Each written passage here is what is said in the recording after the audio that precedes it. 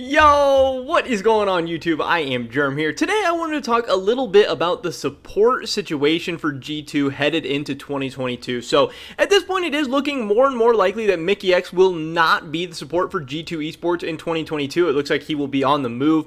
Don't know exactly sure yet if it's going to be Vitality, if it's going to be Misfits, if it's going to be Evil Geniuses. You know, there is definitely some EU and NA options available for Mr. Miky, but we already know that, the buyout in his contract has been public. Bloop tweeted about that. It does seem like they are shopping him around, and it does seem like there is not a lot of interest in keeping Miky for next season, whether it's because they don't think he's good enough, whether it's because they want to, be able to cash in on his big buyout before his contract actually expires next season. And if they're planning on moving on from him next year, there's a world where you might just move on from him this year instead, start building towards the future, start rebuilding, and cash in on some of that money, because, G2, their goal, their plans, everything is kind of changing for them right now. They're in a rebuilding state. They are not in that competing for world titles state anymore. So we'll be going through all the options for G2 in the support position today, and giving some of my thoughts and opinions. Definitely drop a like if you guys do enjoy this video. I would appreciate it a ton.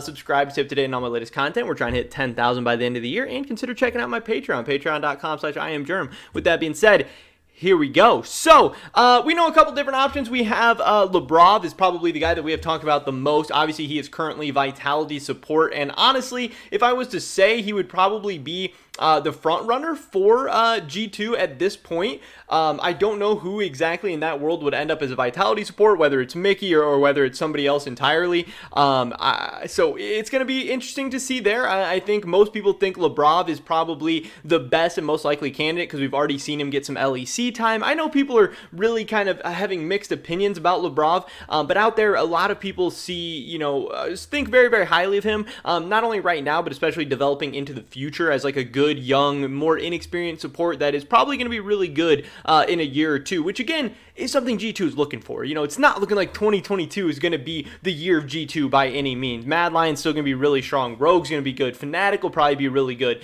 Vitality might even be better than them. Who knows exactly what's going to happen for G2, but I mean, at this point, they are trying to make sure and solidify their chances of being a good team in 2023, 2024, looking long term, because that's what this is. This is a long-term game at this point. If you're trying to be world champs and you can't do it in the short term, you better have a plan to do it in the long term at least. Another one of the more interesting options, we actually have a couple tweets. Talking about, I always clicked the wrong button, I don't know why, but somebody tweeted this at Carlos. They said, "Hey Carlos, I had a dream, what do you think?" And they tweeted them this roster, Broken Blade, who at this point is almost confirmed to be the G2 top laner for 2022, Jankos and Caps. Caps obviously renewed his contract. Jankos is still under contract. He is rumored to be renewing. Flockhead, who we talked about already in a video, who is reportedly one of the people that G2 is interested to be their new AD carry. Again, a couple different options there. And then Targamas as the support, who is also, looking like an option. If you guys don't know who Targamas is, this is actually the support for Kcorp. Obviously here we see a Belgian, I don't know why I said Belgium, a Belgian 21-year-old support for Kcorp for the past season. He's been on the team for 9 months. He was there in spring and summer. And with Kcorp, he did very, very well, obviously. They were first place in spring. They were first place in spring playoffs. They won EU Masters in the spring. They were first in summer regular season. They were second in summer playoffs. Actually got 3-1 by Misfits Premier. But then they did go on to win the EU Masters main event final, beating Fnatic Rising 3-2 in the grand finals. Now, I believe this was maybe the first EU Masters team to ever go back-to-back championships. So this is a very, very big deal. It's a very, very dominant year. And as far as Targamas himself, he did very, very well. Pulling up some of his stats here in the LFL spring, having a 5.56 KDA overall, pretty nasty. A big champion pool too. Maokai, Leona, Gragas, Rel, Pyke. He's playing a little bit of everything.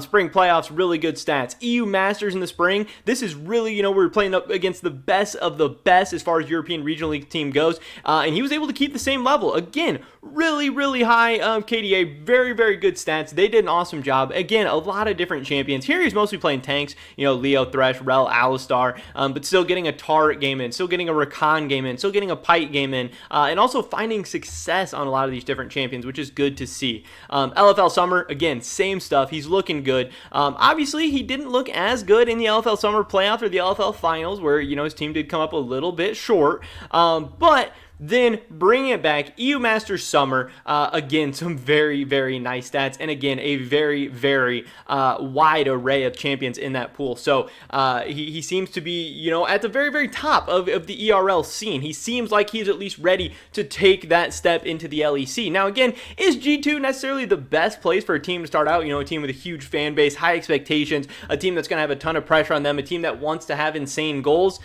I don't know, but I will note that, G2 did just get knocked out of World's contention by Fnatic, by a former Kcorp player, by Adam up in the top lane, picking a Darius in Game 5 and absolutely smashing, absolutely running him over. So just because you're going with a more inexperienced player doesn't necessarily have to be a bad thing. Kcorp has proved to be a very, very good team this year with a ton of very, very talented players. Now, Targamas isn't some 17, 18-year-old super cracked, super, super young kid coming out of nowhere. He is 21, so he's a little bit older. He should be a little bit more developed. He should be a little bit more ready to go. And if not now, if this is not his chance, then really when is his chance, on a solid, decent LEC team going to be? Because, he's dominant in the European regional leagues right now. He is one of the best, if not the best support prospect in the ERLs right now. And I think it could be very, very interesting for G2. And he does look like a legitimate possibility for the team. Now, the funny thing here, one, Carlos said, why is that jungler still there? Obviously talking about Jankos. And then Justificado said, and why is Targamas there? He also needs to go out. So, I don't know what exactly they're talking about, because again, from all the reports we hear, Jankos is going to be staying. So if he's saying that Targamas also needs to go out, is that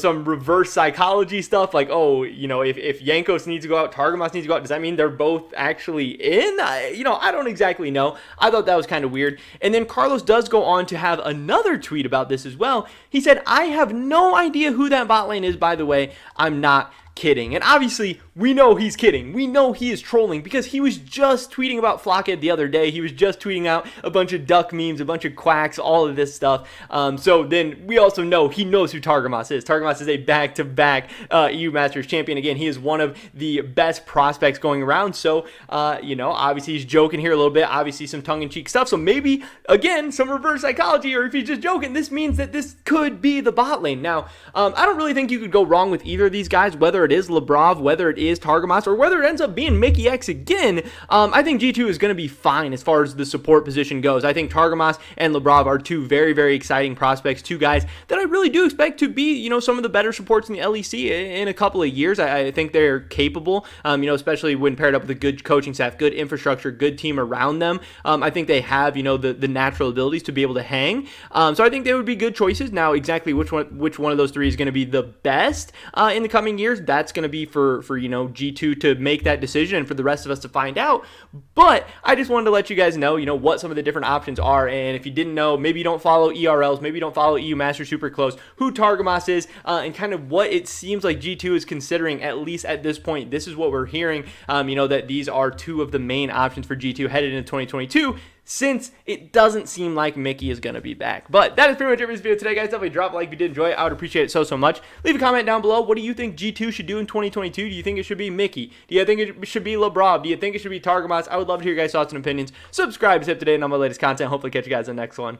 But until then, peace!